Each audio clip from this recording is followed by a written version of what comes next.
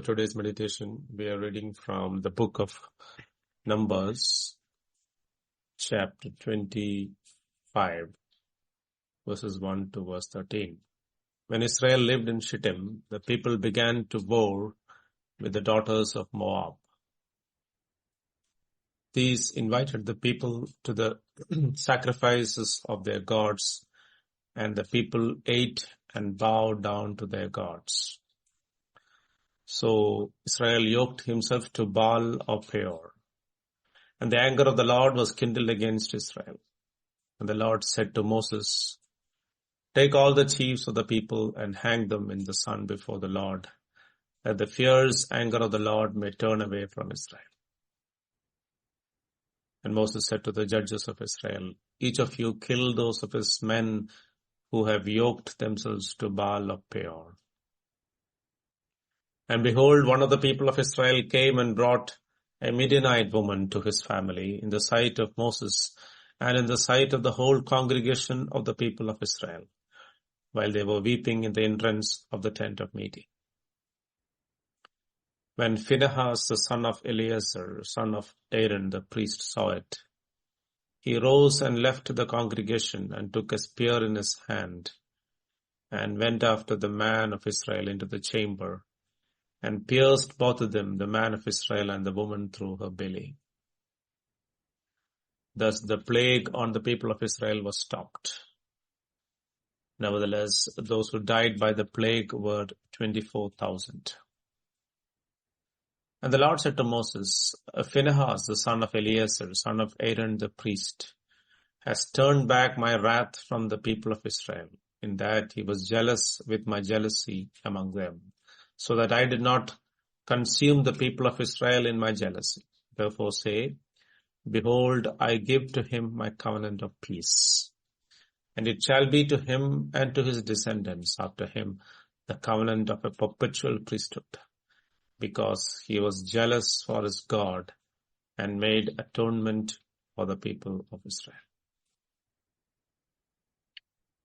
Social interactions are part of human experience, but they can also be dangerous unless we are vigilant.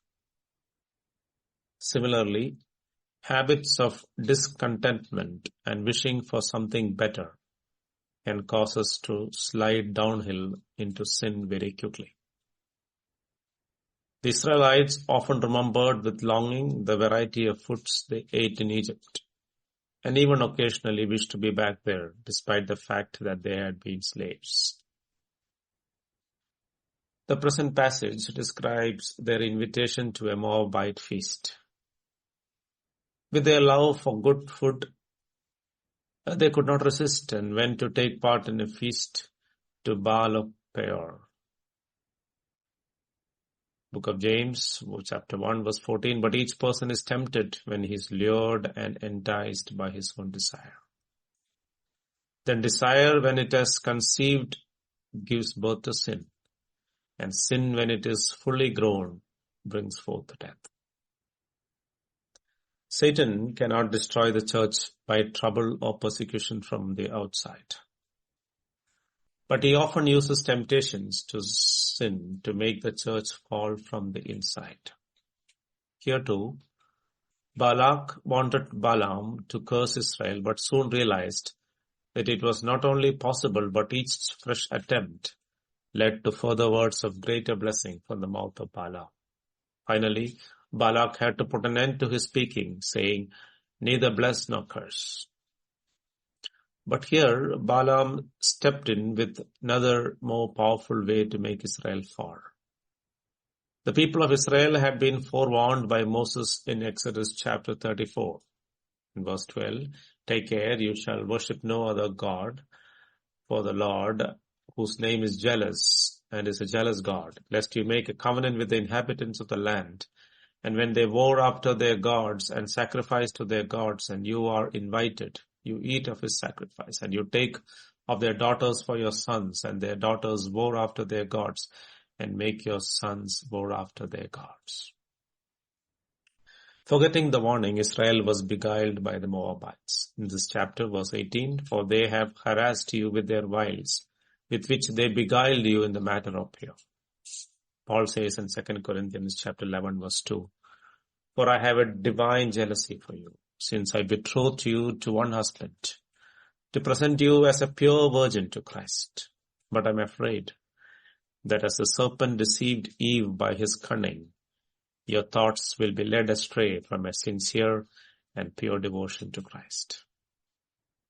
In the midst of God's judgment, where 23,000 men were killed, a man from the tribe of Simeon continued to flaunt his sin, bringing a Midianite woman into the camp. God had commanded that the leaders in idolatry be hung as a mark of his terrible anger at Israel's unfaithfulness. Each chief was searching out in his own tribe any who had forsaken God for Baal. Phinehas, the son of Eleazar the priest, realized the urgency of the moment. Reading God's mind, he executed the couple in the midst of their sin. It is an unparalleled act of revenge, but God understood what Phinehas had done. God said, "Phinehas has turned back my wrath from the people of Israel, in that he was jealous with my jealousy among them, so that I did not consume the people of Israel in my jealousy."